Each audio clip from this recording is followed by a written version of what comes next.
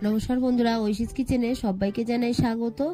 আজ আমি একটা নতুন রেসিপি নিয়ে চলে এসেছি। আজ আমি দেখাবো সর্ষে শাক ভাজা। এই শীতে এইভাবে আপনারা যদি বাড়িতে সর্ষে শাক ভেজে খেয়ে দেখেন তাহলে খেতে খুব দারুণ লাগবে।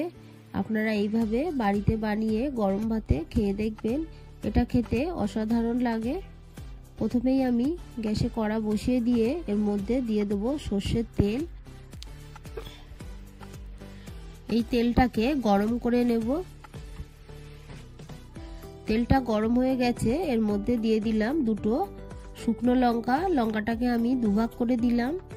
এরপর এর মধ্যে দিয়ে দেব রসুন, 5 থেকে 6 কোয়া রসুন আমি থেতো করে দিয়ে দিলাম। এরপর একটা মিডিয়াম সাইজের কুচানো পেঁয়াজ দিলাম। ভালো করে নেড়ে পেঁয়াজ রসুনটাকে ভেজে নেব।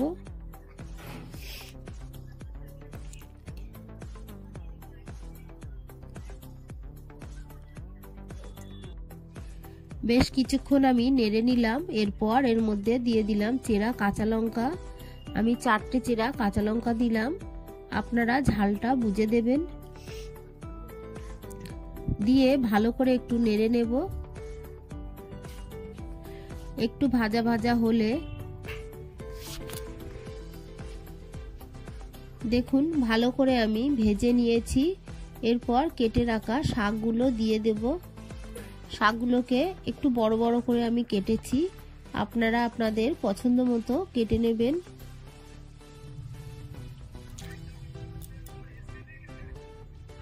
শাকগুলো দিয়ে এবার আমি ভালো করে একটু নেড়ে নেব।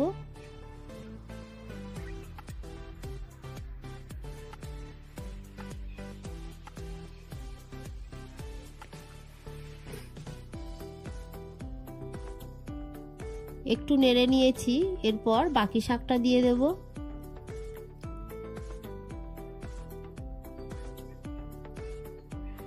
সব শাকগুলো আমি দিয়ে দিলাম।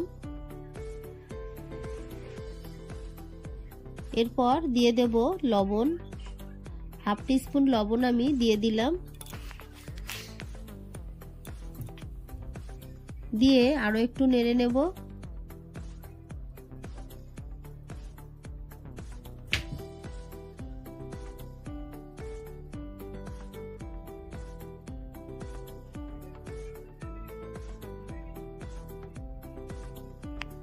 ভালো করে নেড়ে দিয়েছি। এরপর আমি আরো বেশ কিছুক্ষণ ঢাকা দিয়ে রেখেছিলাম। ঢাকাটা তুলে আবারও একটু নেড়ে দিলাম। তারপর একটু হলুদ গুঁড়ো দিয়ে দিলাম। দিয়ে আবারও নাড়বো। শাক দিয়ে দেখুন জল বেরিয়েছে, এই জলেই শাকটা সিদ্ধ হয়ে যাবে।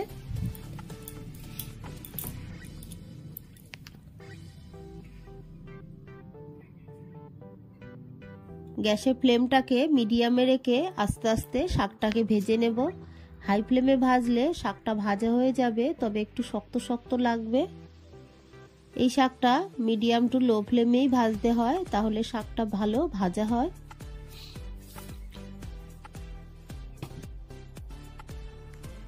মিডিয়াম টু লো ফ্লেমে শাকটাকে আমি নেড়ে চেড়ে ভালো করে দিয়ে আবারও কিছুক্ষণ এইভাবে রেখে দেব। কিছুক্ষণ পর আমি আবারও একটু নেড়ে দেব। শাকটা দেখুন কতটা কমে গেছে।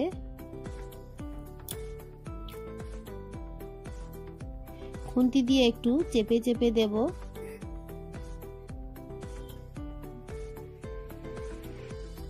আপনারা এইভাবে সর্ষে শাক ভেজে গরম ভাতে খাবেন, দেখবেন খেতে খুবই সুস্বাদু লাগবে।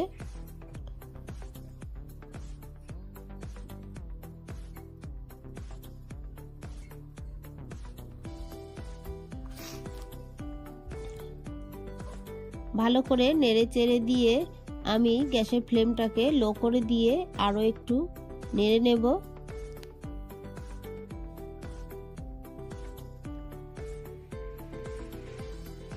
এই সময় একটু দেখে নেব লবণ ঝাল ঠিক আছে কিনা।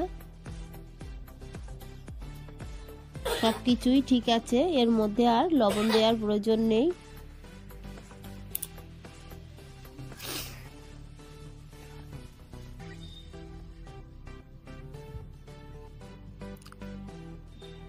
দেখুন শাকটা আমার ভাজা হয়ে গেছে, শাকের কালারটাও দেখে বুঝতে পাচ্ছেন শাকটা ভাজা হয়ে গেছে।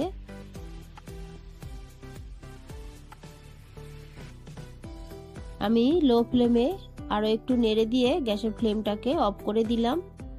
আমার এই রেসিপিটি আপনাদের ভালো লাগলে প্লিজ আমার চ্যানেলটিকে সাবস্ক্রাইব করে পাশে থাকা বেল আইকনটি ক্লিক করে দেবেন, তাহলে আমার নতুন ভিডিও নোটিফিকেশন আপনাদের কাছে পৌঁছে যাবে। রেসিপিটি ভালো লাগলে একটা লাইক করতে ভুলবেন না। রেসিপিটি কেমন লাগলো আমাকে কমেন্ট করে জানাবেন।